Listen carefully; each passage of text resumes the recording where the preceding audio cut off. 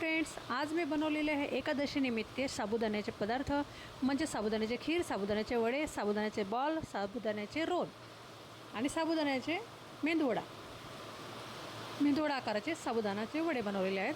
त्यासाठी घेतलेले आहे मी 2 वाटी साबुदाणा, 1 वाटी शेंगदाणा कूट, 4 मीडियम साईजचे बटाटे, चवीनुसार लाल तिखट आणि मीठ आणि अर्धा चम्मच जीरा टाकलेला आहे।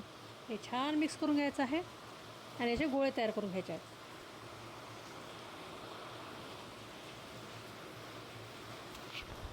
बाहेर खूप पाऊस चालू आहे म्हणून असा आवाज येत आहे पाण्याचा। हे बघा, हे बॉल मी यामध्ये टाकून घेतलेले आहे आणि छान हे असे वन साईड होईपर्यंत आपल्याला तळून घ्यायचे आहेत। हे बघा, एक साईड झाली की आपल्याला हे काढून घ्यायचे आहे। हे स्टीलची कढई आहे, स्टीलच्या कढईमध्ये हे खालून चिटकतात, त्यामुळे हलक्या हाताने घ्यायचे आहे काढून। हे बघा, असे काढून घ्यायचे आहेत। हे बघा, किती छान लालसर असे कुरकुरीत झालेले आहे बघा, आणि हे छान असे आतपर्यंत शिजतात आणि वरतून कुरकुरीत आणि आतमध्ये सॉफ्ट असे हे बॉल तयार होतात। हे बघा, खूप छान लालसर तुम्हाला दिसत आहे। आता हे काढून घेते मी। तुम्ही जर चॅनलवर नवीन असाल तर प्लीज चॅनलला सबस्क्राईब करा, मला सपोर्ट करा, कारण मी याहीपेक्षा छान छान असे सोपे व्हिडिओ तुमच्यासाठी घेऊन येईन। हे बघा, ते झालं। आता आपल्याला बनवायचं आहे साबुदाण्याचा मेंदूवडा, म्हणजे मेंदूवड्यासारखा आपल्याला साबुदाणा वडा बनवायचा आहे। हे बघा, वडा बनवायचा आहे आणि त्यामध्ये होल करायचा आहे। झाला साबुदाण्याचा मेंदूवडा। आणि आता हे तळून घ्यायचं आहे। हे बघा, तळून घ्यायचं आहे। असेच मी 4-5 असे बनवून घेते। हे बघा,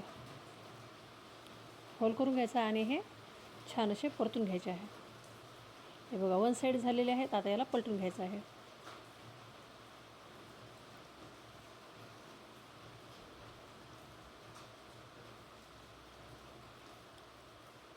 हे बघा, असे छान असे पलटून घ्यायचे आहे। जास्त लाल होऊ द्यायचे नाही आहे, नाहीतर ते कडवट लागतात। हे बघा, असे काढून घ्यायचे आहेत। बघा, किती छान असा कलर आलेला आहे आणि साबुदाणा किती कुरकुरीत झालेला आहे बघा। आता हे असे रोल बनवत आहे मी। हे बघा, असे रोल बनवून घेते मी। हे बघा, असे रोल बनवून घ्यायचे आहेत।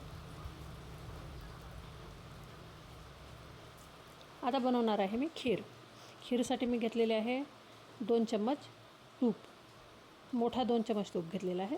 त्यामध्ये आपल्याला किशमिश टाकून घ्यायचे आहे, मनुके टाकून घ्यायचे आहे आणि थोडेसे काजू टाकून घ्यायचे आहेत। आता यामध्ये टाकून घ्यायचं आहे आवश्यकतेनुसार दूध। तुम्हाला किती खीर पाहिजे किंवा किती मेंबर आहेत त्यानुसार तुम्ही खीर घ्या। हे बघा, खूप छान अशी खीर झालेली आहे, किंवा ही खीर खूप खरंच टेस्टी लागते। यामध्ये मिल्क पावडर ॲड करायचं आहे। मिल्क पावडर एका वाटीमध्ये आपल्याला छान मॅश करून आपलं हे मिक्स करून घ्यायचं आहे। हे बघा, गाठी राहिल्या नाही पाहिजे। हे बघा, आता छान मिक्स करून यामध्ये टाकून घ्यायचं आहे। दुधामध्ये थोडंसं विलायची पावडर टाकून घ्यायचं आहे आणि यामध्ये टाकायचं आहे चवीनुसार साखर। आता खीर असल्यामुळे ती थोडी गोड आपल्याला पाहिजेच, एकदम फिकी ती चांगली लागत नाही किंवा खीर असल्यासारखं वाटतही नाही, त्यामुळे बिनधास्त साखर टाकून द्यायची। छान असे दुधाला उकळी आलेली आहे। हे बघा, 1 वाटी साबुदाणा भिजत घातला होता। आता यामध्ये टाकलेला आहे मी 2 पळी साबुदाणा आणि उरलेला बाजूला ठेवून दिलेला आहे, कारण की मी ते पूर्ण टाकला तर मग आपली खीर घट्ट होऊन जाईल। तशी आपली खीर थंड झाल्यानंतर घट्टच होणार आहे। हे बघा, छान असे शिजवून घ्यायचे। खूप छान अप्रतिम अशी खीर बनलेली आहे ही, आणि सुगंध तर खूप छान येत आहे तुपाचा, विलायचीचा। हे बघा, खीर आपली शिजलेली आहे। आता मी हे एका वाटीमध्ये काढून घेते। हे बघा, गरम वाटी आहे आणि मी वाटी हातात घेऊन काढत आहे, त्यामुळे मला चांगला चटका बसलेला आहे। हे बघा, पिस्ता आणि काजूने मी सजवून घेतलेली आहे खीर। हे बघा, कुरकुरीत असा साबुदाणा वडा तयार झालेला आहे।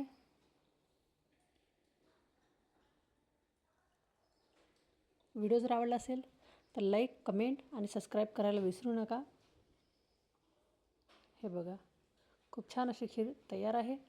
उपवासासाठी लाईट गेलेली आहे. हे बघा मोबाईलचा लाईट चालू केलेला आहे मी. आषाढी एकादशीच्या सर्वांना खूप खूप शुभेच्छा. धन्यवाद.